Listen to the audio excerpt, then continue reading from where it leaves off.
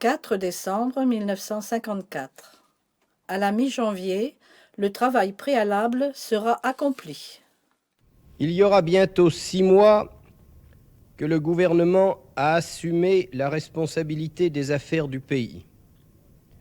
6 mois durant lesquels la rude tâche de chaque jour s'est imposée par son extrême urgence. Les problèmes qu'il fallait prendre en main pour les régler enfin avaient attendu si longtemps qu'ils ne pouvaient pas attendre un instant de plus. Ainsi, toutes les heures de nos journées et souvent de nos nuits ont été absorbées par des questions extérieures à la France métropolitaine, mais dont la solution rapide conditionnait le relèvement intérieur, économique et social du pays. Depuis mon retour d'Amérique, la suite des affaires engagées a conservé ces exigences. Il y a la préparation du prochain débat de ratification à l'Assemblée nationale et il y a en même temps la poursuite de toutes les possibilités qui permettront la détente entre l'Est et l'Ouest en vue de la grande conférence que j'ai suggéré de réunir au mois de mai prochain à Paris.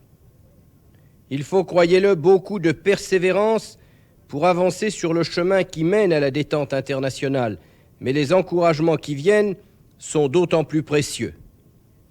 Il est significatif que M. Foster Dulles vienne de reprendre dans un discours l'une des plus importantes propositions que j'ai faites au nom de la France à la tribune des Nations Unies en vue d'étendre à tout le continent européen l'application de nos règles et de nos principes occidentaux sur la limitation et sur le contrôle des armements, et que par ailleurs, aucune des paroles prononcées, aucune des décisions prévues au cours de la réunion qui s'est tenue à Moscou ces derniers jours ne me paraissent interdire l'espoir que l'on pourra s'engager finalement dans la voie indiquée par les suggestions formulées par la France.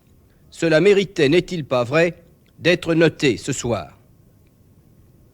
De même que les grands problèmes du dehors, les questions d'Afrique du Nord requièrent l'attention constante du gouvernement. L'action que nous avons entreprise en Tunisie, conjointement avec le gouvernement de Sa Majesté le Bey, pour mettre fin à la sédition des Félagas, est en cours. Des centaines d'hommes descendent des montagnes. Des centaines de fusils nous sont livrés. Les résultats obtenus, d'ores et déjà, confirment l'espoir d'une évolution vers la fin des incidents sanglants, vers l'apaisement des esprits et vers la conclusion prochaine d'accords durables et profitables entre la Tunisie et la France. Cependant, les travaux parlementaires nous ramènent aux préoccupations d'ordre intérieur. L'Assemblée nationale, tout en poursuivant la discussion du budget, a terminé 2 débats importants. Celui qui vient de s'achever sur la fameuse affaire des fuites a exposé au grand jour les faits que des intrigues et des manœuvres ont hélas cherché à obscurcir, non sans porter préjudice à notre prestige dans le monde et à l'efficacité de notre travail au-dedans. Une entreprise de trahison livrait les secrets de la défense nationale.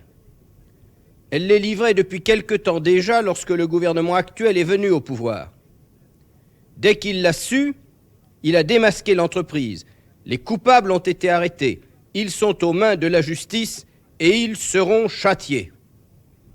Nous avons fait tout notre devoir. Peut-être méritions-nous autre chose que cette boue répandue complaisamment hier par certains et qui ne pouvait, quelle que soit leur appartenance politique, qu'écœurer la grande majorité des députés.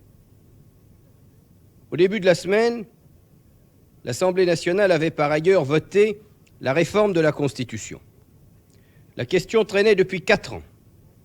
Elle a été tranchée avec une célérité remarquable en 2 jours, avec un sérieux et une sagesse qui font honneur à ceux qui ont pris part au débat. Cette réforme n'est que partielle, mais elle corrige sur plusieurs points importants une Constitution dont l'expérience des dernières années a montré les défauts. Elle définit notamment de façon plus satisfaisante le rôle respectif des 2 assemblées, la coordination de leurs travaux et la procédure d'investiture, désormais beaucoup plus simple et beaucoup plus rapide. Les améliorations apportées ne nous dotent pas encore, loin de là, d'un système constitutionnel parfaits. Mais elles permettront aux institutions républicaines de mieux fonctionner et ce premier progrès en prépare d'autres auxquels nous allons travailler sans retard.